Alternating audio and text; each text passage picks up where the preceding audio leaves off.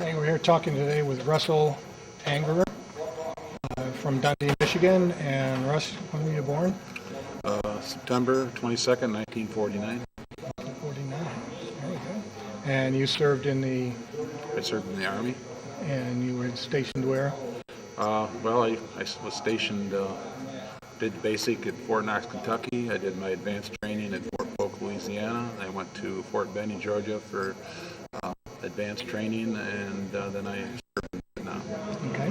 And we are interviewing Russ today at Eastern Michigan University. It's the 6th of February, 2010. And my name is Dale Throneberry. We are not related, but we're trying to learn more as we go. The interview is being conducted for the Veterans History Project at the Library of Congress. So you mentioned before when you were born, 1949. 49. Mm-hmm. What about any siblings? I have a twin brother and a sister, a younger sister. Okay. And what about your parents? Was your dad in the service? My dad served in Korea, and he's passed away now, but my mother's still alive. Okay. What were you doing before you went into the service? I was a GM factory rat. And, okay. Did you get drafted or enlisted? Then I was drafted. You got the letter. I had a number 23 pick, which was pretty low, and so I was pretty much assured of that. Okay. And you mentioned that you were drafted, and you went to Fort Polk. I've been to Fort Polk. So you went to Thailand. Yeah. I have to keep my stories out of this one as we go along. So you went to AIT. What was your specialty, or your MLS? 11 Bravo Infantry. Okay. And how did you feel about going from Dundee to Fort Polk, let's say? Well, actually, I was raised in Ida, it's a little town just a little south east of Dundee, a little farming town. So getting out of town was the thrill of my life. It was something. It was, small town USA to get to see the world. It was good. So how did you get down to Fort Polk? Did they fly you down, or did you take a train or bus or? We flew. Okay. Yeah, first time I ever flew then too. So it was kind of for a lot of the things were the first that the Army put me through. Okay. Yeah, it was that was my first plane ride also. I thought it was exciting. You mentioned that you went to Vietnam, and you were there when? I was there at around 1970. Let's say I think around June of 1970. Okay, and where were you stationed? Well, I was stationed. Start. You fly in the country, you do a little acclimatizing, and get assigned a company, and I was assigned into the 7th Cavalry. Actually, it was the same company that General Custer had, and when you think back, that could have been a bad thing. Anyway, and then I flew out to. Actually, my first assignment was out. I flew out into the jungle. They threw the body of the captain on the helicopter, and I jumped off, and I was put to service. The exact location was a little province called A&M, close to the Cambodian border. So you're up there between the Parrots Peak and exactly. And the I can't remember now off the top of my head. Well, it'll come to me probably in a little bit because I was up in Tay Ninh also. That trip that took you 24 hours to get there, did you stop off in Guam or Wake Island or Hawaii? Two stops, refueled in Alaska, and then a stop in Japan, and then Vietnam. Okay.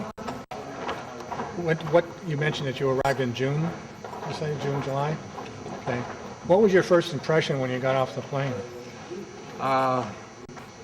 Just you're looking out the window, you look at the terrain as you're coming in, it just doesn't look like anything other than, probably looked a little bit like Georgia, the red clay of Georgia a little bit, but nothing that went off the chart to say I couldn't tell I was in a foreign country. Anything about the temperature? Well, the heat and humidity was different, but nothing that bothered me. It just was there.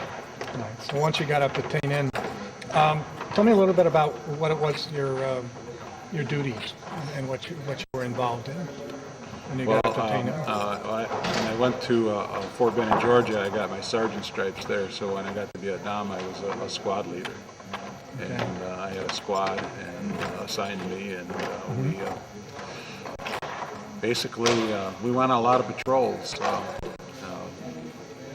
and we were sent out in the jungle a lot of times just to be able to sometimes to draw fire to find out if the enemy was there, and then call in.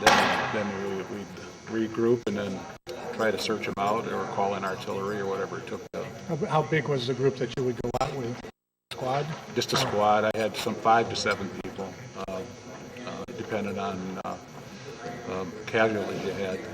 You didn't always get your reinforcements if somebody got hurt. So. Were you flown out to these insertions, or did you walk out? No, we were flown out. We were air cavalry. They flew us out and they dropped us off, and we had to get to point B and before we could be picked up and taken to another place. And you would always call in the middle of the night to come and get picked up, it seemed, at the time. Tell me about some of the missions that you were on and some of the things that happened to you while you were out there.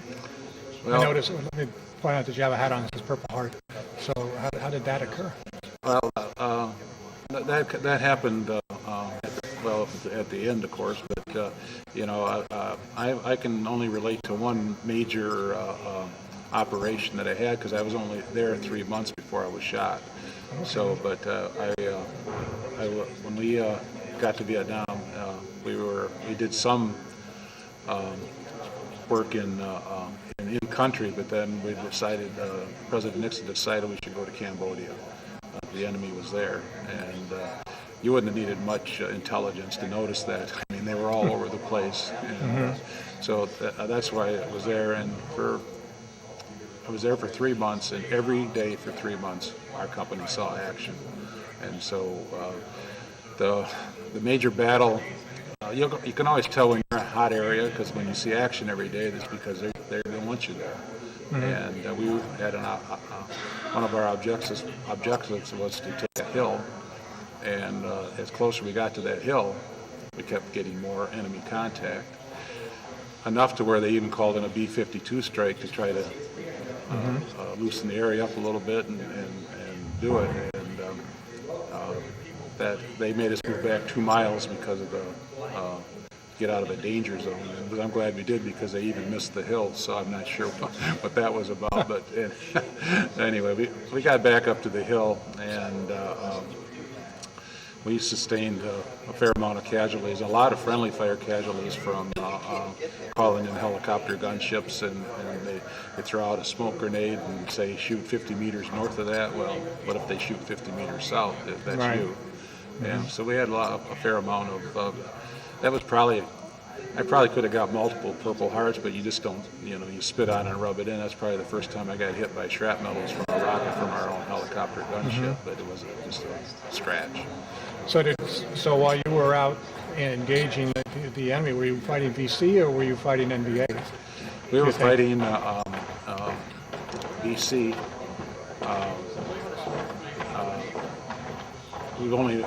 We killed a few of them, and they were the VC type. We actually killed one that had a uniform on from China, and that kind of concerned my leaders. I was too young to be overly concerned, but when you kill somebody from that's got a Chinese credentials, you're thinking, what's on the other side of that hill? How many more are over there? Yeah. Well, that's true. So tell me what happened. How did you get wounded officially? Well, I did the Cambodian thing, and then we came back to Tay Ninh, and we operated out of that area, and it was just we were helicoptered into an area and did some patrolling and ran into some contact, and basically one morning it was my turn to walk, my squad to walk point, and everybody was a little bit gun shy, and we were all getting shot at, and so I said I'll go out, and it was always a practice to maybe put out a claymore mine booby trap and then go the other direction. And so me and one other man went to set out this Claymore mine, and I said, well, it's like a good area over there. But in that good area, they were already there. Oh, And so we okay. walked into an ambush. And basically, at that point in time, I was shot and medevaced out. Where were you shot? I mean, if you can No, describe no, that at all? I was shot in the stomach. Oh, geez. And that's the bad news. The good news is that the round hit me dead center of my belt buckle, and it absorbed most of the shock. So it did damage, but it didn't rip me apart. Wow. Look at that. Sometimes you're just really lucky. Yeah, Sometimes. yeah. That's amazing. So you were medevaced out. Did you go back into combat after No, that, or were you medevaced out of the country? No, I was medevaced. You know, I did. They flew me to like a MASH hospital. Doctor came out, stuck his finger in the bullet hole and pulled the belt buckle out, and then he said he can make it to the main hospital, and it was close to Saigon. I think it was Tonsanute Tonsanute, right. Air Force Okay. Base. And then I had the surgery there, and had to remove a kidney and half my plumbing, but Oh, wow. it all worked out well. Okay. So you were sent back after that? You weren't No, sent back in the field? I was sent. I did some recuperation for about I think a month in Vietnam. Then they said we're going to send you to Japan for another month for recuperation. And by then I was, it was close to the end of my 2 years. So I got sent back to. They sent me to Valley Forge in Pennsylvania for just to make sure everything was put back together right. And then I had about 3 months left, and they sent me to Fort Knox, Kentucky, and made me a tank commander. And why they did that, I'm not really sure. Army intelligence. Yeah. What would you say was the best part of your being in the military? Just the total life experience. It teaches you,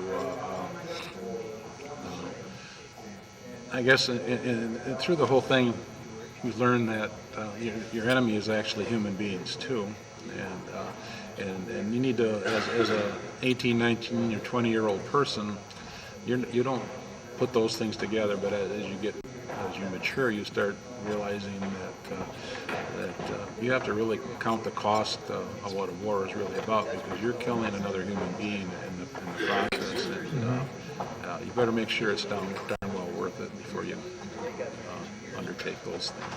Good thought. Good thought. So when you got home, how soon did you got out? Almost immediately, 3 months after being a tank commander, right? Yeah. Right.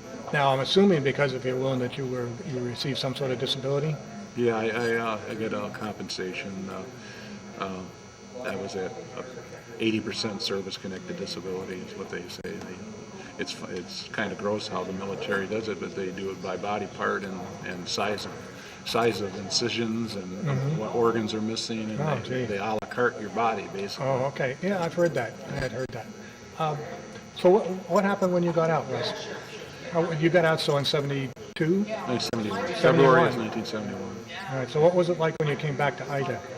Well, I got off a bus in Detroit, and my parents were there to meet me, and I was about 200 pounds when I went in the Army, and after all that surgery and stuff like that, I come home with about 145, and so my mom kind of set her back, to see me, but that was just because I just lost the weight from the surgery and all that.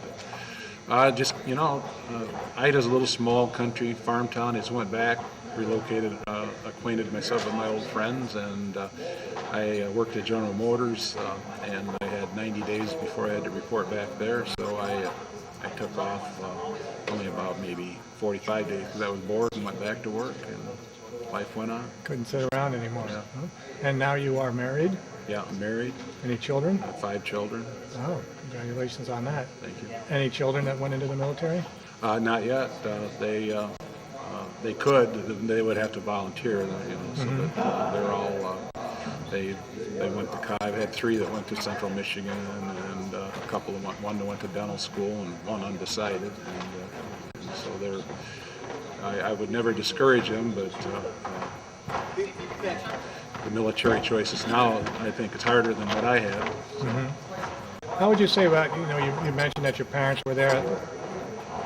How did you reacclimate yourself to civilian life? How did it go? No problems, or just? No, I didn't have a problem. In Vietnam, well, our company, when we went into Cambodia, we had 125 men and walked out with 65, that wasn't because they were sent home because they were done with their service. They were shot or killed. Right. I just stayed away from all that stuff. If they said there was somebody dead over there, I went that other way. What didn't interest me to have to see that, and so I didn't put myself through that trauma. So reacquainting myself I wanted to go home. I had friends, and it was not a big deal. Well, they always say that your support group is what's so important that helps you get through all that. I did have an incident though later in life, and actually maybe 7 years ago, I had an experience where I worked at where a person, supervisor, had a heart attack and fell and actually hit me and fell on the floor and died, and I didn't cope with it very well, and I went to a doctor about it, and it turned out I had a post-traumatic stress. Having somebody die triggered something, and so I got a little post-traumatic stress out of it. So, Well, that's kind of interesting because I know a number of people probably right here in this room where we're recording. I thought everything was going fine until something like that triggers it, or the current war in Iraq and Afghanistan started bringing up stuff that you had thought you'd buried away for so many years, and you find out, oh my gosh, what am I so mad at? Well, actually, what prompted me was my wife was at a convention somewhere, and the head of a veterans organization was there, and she was telling him about my experience. He says that's post-traumatic stress. You got to get them to a veterans hospital. So otherwise, I wouldn't even have thought about it. What would you say was one of the most humorous things that happened while you were in the service? Well, that actually happened in Cambodia. We were at a fire base, and it was called Fire Base Neil. And it's just a circle out in the jungle, and a fortified circle. And somewhere out in the middle of the jungle, I don't know how I got there. I don't even know where the nearest city was, but it had to have been, quite a few miles away, with a cast iron bathtub. So anyway, long story short, we had a CBS news correspondent follow us around. His name was Gary Shepard. And anyway, we found this bathtub, filled it up with water, and we all were taking a bath, and he filmed all this kind of stuff. And anyway, my mom was watching the news, and sure enough, there I was on the news in this bathtub. We were all, in Cambodia, and it was kind of neat. Well, no, it's nice to participate. It eventually made it was Walter Cronkite did that series on Vietnam, and it's part of that series too. So. Well, there's a claim to fame. Yeah. I put 15 minutes of claim, less than that though. What would you say? I know that you adjusted fairly well. Do you have contact with a lot of your people that you served with, or are you active with veterans groups now? I'm active with the contact. No, I have the list of names of people I served with, and I've always was kind of afraid because one time I was going to try to contact a guy and he'd been killed after I'd left, and so I thought maybe I'll just leave that alone. I did have the medic that was our medic. Was a conscientious objector and would not refuse to carry a weapon, but he served and he was brave. And I always joke that I'll be the first one I'll let you work on me. Well, it turned out to be that way. Self-fulfilling prophecy there. But anyway, he came to Ida and visited me after I got out one time. He got my address somehow, and so that's the only person I've ever met outside of that. And there's been no contact for 30 years now, so I don't know where he's at or what he's doing. Do you get involved with any of the service organizations? Yeah, I'm a member of the Disabled Vets and the VFW in Dundee. And for the Disabled Vets, I'm a legislative communication officer. Okay. I need to talk to you after our interview. What would you say that you took from the service? I mean, you mentioned it a little bit earlier, but what did you learn about yourself and about people in general? Well, I know one thing, you can't lead from the middle, you can only lead from the front. And you have to, and you should never, you always, you wouldn't do anything, you make anybody else do something you wouldn't do. And a lot of times, as a leader, you have the option to, you can stay in the back and say, go do it, and stuff like that, but I don't think that's how you develop leadership skills and the respect of your people. Another thing is you have to take all the training and information that you have to, and the military was good about training you,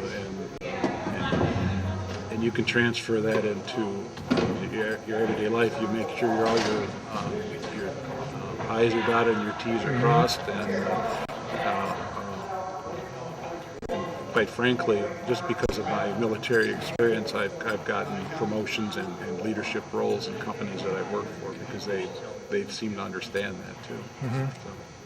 Yeah, I think I found that myself as you were going along. You mentioned, what you learned. How about the officers that you worked under or with? How did you feel about them? Good leaders, bad leaders, well, I can, or a little bit of both? I can tell you, my lieutenant in Vietnam, Lieutenant Lewis, was a OCS candidate out of Fort Benning, Georgia, and they needed leaders, and they were going through a lot of bodies in Vietnam, so rank was given a little more freely then. So these guys would go through OCS, and they get their second lieutenant bar, and they come over to Vietnam, and they may be book smart, but they had to be jungle smart too, and a lot of times this guy would send us out on, we called them suicide missions. Hey, go over here 2 miles in the jungle and see what's going on. Well, 2 miles in the jungle is 100 miles anywhere else. Mm-hmm. And finally somebody got fed up and tried to kill him. Wow. You tried to frag him or you shoot him? Frag him. All right. And people don't understand why anybody would do that. Yeah, but especially if you got around 7 months, 8 months, short timers, those guys actually started turning spooky, but different, acting, stayed to themselves more, and so anyway, somebody got his attention. He turned into a pretty good leader after that, because he understood. I think you have to lead by example, and it's tough when you don't have the experience to do it. Yeah. You mentioned that. Is there anything that you would like to tell the Library of Congress about what we're doing here today? Well, if there's any military leaders that ever see this, there's something that's for my entire military career, and up to this day it still bothers me. When I got drafted and went through all this training, I was never once told why I was doing what I was doing. I was just this 19-year-old kid that's supposed to follow orders, and I didn't know I was fighting communism or whatever. Mm-hmm. You got to have it. It's pure biblical. Without a goal, people perish. And I didn't know what we were there for, and nobody bothered to say. We were just supposed to go out and kill anybody that was shooting at us. Mm-hmm. Taking that another step, do you feel that your experience was really worth it? Oh yeah, I wouldn't trade it for nothing. As I get older, the body feels a little bit different, and because of the types of surgery I've had there, everything I feel it. But it's almost worth it, because I guess I've been able to translate that into how I treat people and stuff like that. Okay. Well, Russ, thank you so very much for taking part in the Veterans History Project here. It's the 6th of February, as I said, 2010, and we're going to stop the tape now, and I want to thank you so very much. You're welcome. I'm coming back on just for a minute because I noticed that Russ had received the Army Commendation with a V device for valor. Can you tell me how that happened? It just was from when I guess the day that I was shot, me and this one other guy, I volunteered to go out and do a job that I didn't have to do. I could have sent one of the privates out to do it, and so I went out and did it, and that's when I got shot. And apparently that information was transferred and said that, that's a pretty heroic thing to do. You don't have to, but you did, and that's how I got the V device. Okay. Well, that's still kind of, It kind of validates sometimes some of the things that you did if you're not even aware that you received these Yeah, awards. It's not, none of us go out there trying to win them. yeah. That's Getting all a it- Purple Heart is not actually winning something. No, it's not. So anyway, so let's stop there. Thanks, Russ.